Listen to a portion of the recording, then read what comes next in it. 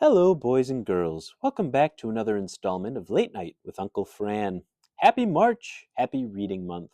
For this reading month, I've decided to teach my good friend Bert how to read. Speaking of reading, let's read your letters this week. Here's this week's installment of Dear Uncle Fran. Alrighty. This week's theme is legal troubles. First here we have Drew, age 40, from Puerto Rico. He writes, Dear Uncle Fran, my wife is divorcing me. She threatened to take half and my children.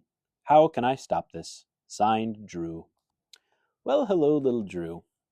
First things first, forget the children. They are not what's important here. We must protect your money. I'm assuming, like a frail little idiot, you did not sign a prenup. Silly mistake all you youngsters make. I, of course, made my sweet little dog of a wife sign a prenup as soon as I met her. Not even for marriage, just for knowing me. I knew she had dark intent behind her eyes, and of course I was right because she did die very early on. But no, back to you, Drew. We need to protect that sweet cash. Here's what I suggest you do. Hire yourself a private investigator to look into your wife's affairs, see if there's any dirt he can dig up on her. Did she sleep with the pool boy? Perhaps she is secretly into women. Maybe she has a long, hard penis that you just don't know about. This private investigator will be sure to dig up any dirt and bring it to you that you can use as leverage. If somehow your dirty little wife comes up squeaky clean, what I suggest you do is just fake your own death. Take the money and run, buddy boy. Go pretend you drown, get a dummy made of yourself. I don't know, there's plenty of ways to fake your death. I've done it myself 7 times.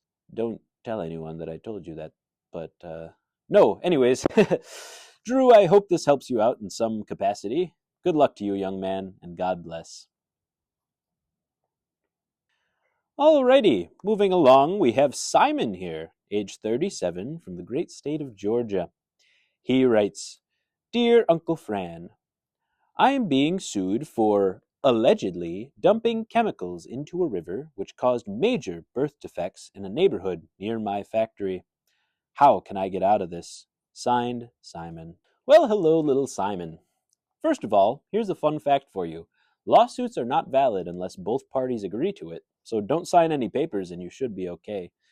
However, in the event that they find a loophole and do sue you, what I suggest you do is just open up a little alien zoo in this town that you've created all these little deformed creatures in. You could have a pen with people with 3 feet, a pen with people with 4 noses, perhaps some buttholes in their eyes. You know, I don't know what these people look like, but I'm sure they are deformed and wicked looking. But yes, open up a zoo, charge a fee to show the deranged little people, and in 30 years' time, nobody will know about the accident. They'll just say, look, let's go down to Simon's alien zoo. It'll be great. You know, I hear he pokes them with a stick and they make weird noise. They go, ah, and, you know, they make little alien noises and such.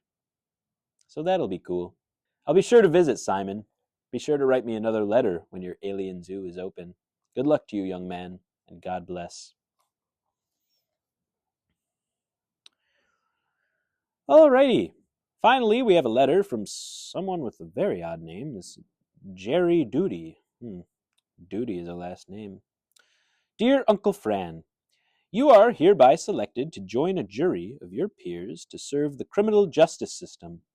Failure to appear will result in a fine and your arrest. Signed, the government. Well, I must apologize to you all. I have someone go through the letters and filter out spam mail, and this one seems to have poked through. I know that this cannot be accurate because I've already served my jury duty. It's about 10 or 15 years ago.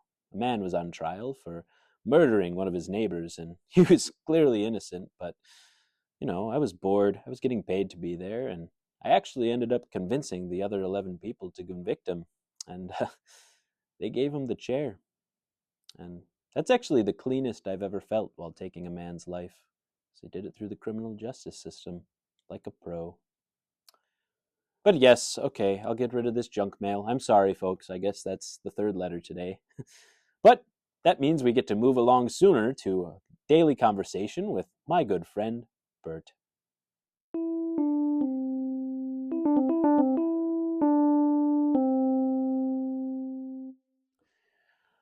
Okay, well, hello, Bert. How are you doing? Oh, hi, Fran. I'm good. Yes. How are you? I'm doing so well. Bert, how was your court date last week? It was good. I got let off. Yeah.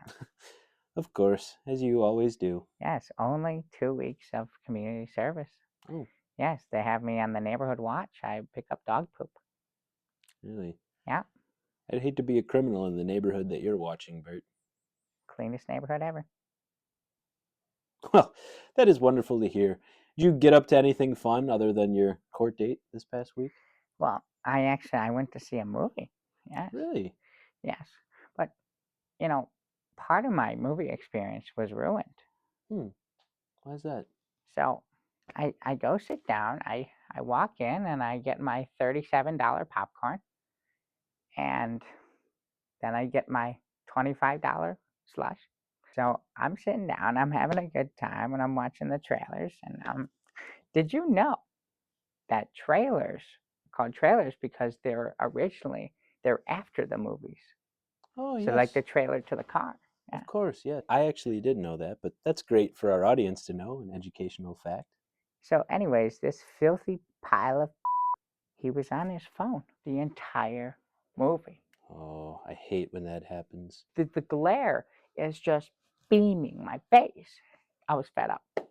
7 minutes into the movie, I got fed up. 7 whole minutes. Yes, it was ridiculous. They just finished the opening credits.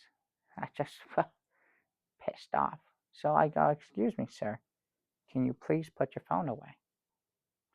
And he said nothing. I go, "Listen, man, just please turn it off. You don't even have to put it away. Just keep it out. Just have it off. The glare is getting in my face. I'd like to enjoy the movie." And still nothing. No response. So People are so rude. so it was okay. You know what, Bert?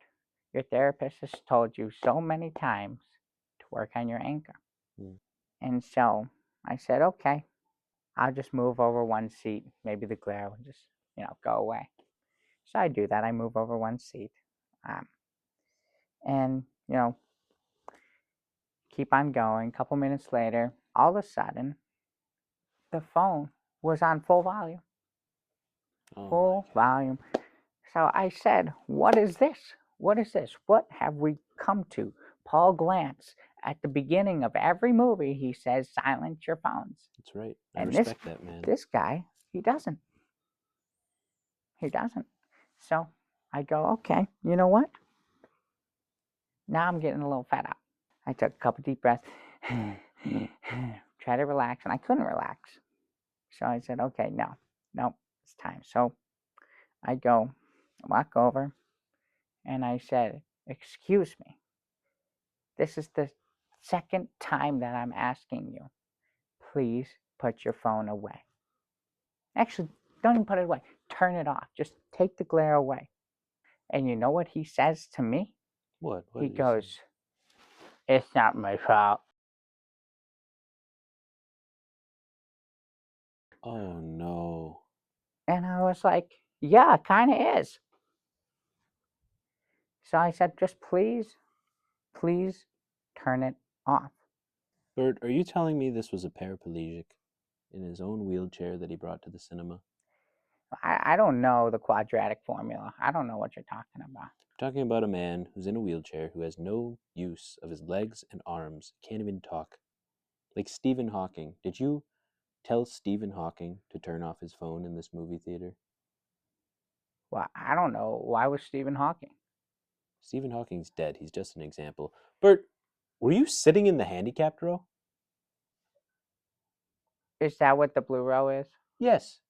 With the little symbol, the little blue symbol. You didn't look at the symbol and look at the guy and think, oh, they look alike. This must be his row. Well, no, I just saw a few open seats. So I said, they're actually bigger seats. So Oh I my said, all goodness. right, yeah, cool. The luxury seating. It's not the ticket I ordered, but I'll take it. Plenty of leg room, right? Right, tons of it. Not that they need it. Oh my god. Bert, you never cease to amaze me. You're over here silencing the handicapped, beating up children. So, were there any repercussions for this, or did you get off scot free once again? Well, no, I didn't do anything wrong. I eventually I turned his phone off. What? What do you mean you turned his phone off? Well, so it was, I was like, I was just looking around. I was like, come on, there's got to be an off button. It's just, well, why is the screen? It's just glaring in my face. And I was, I just wanted to watch the movie in peace. So I found it. I found it. I didn't realize this. So like, it was the thing was attached to like a pole, almost like attached to a screen and then a pole and then the wheelchair, his own chair. I took it off the pole and I put it down. Oh my good. You took the. That's what operates his wheelchair, Bert. Somehow you crippled this man even further. Well, yeah, but I enjoyed the rest of the movie. You know, Oh my god. he ended up, yeah. He's I thought we were gonna see another movie because the screen it turned off, and I was like, oh my god, 2-for-1 special. It's awesome. And so we didn't. The movie theater it turned off.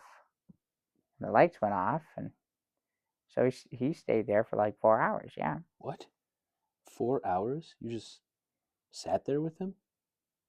Well, yeah, he was in my way. He's in the walkway. I'm not. Who do you think I am? Some kind of monster? I'm not gonna push him over. It's, you know, But okay, wait a second. But you're here now. So what did you do with him?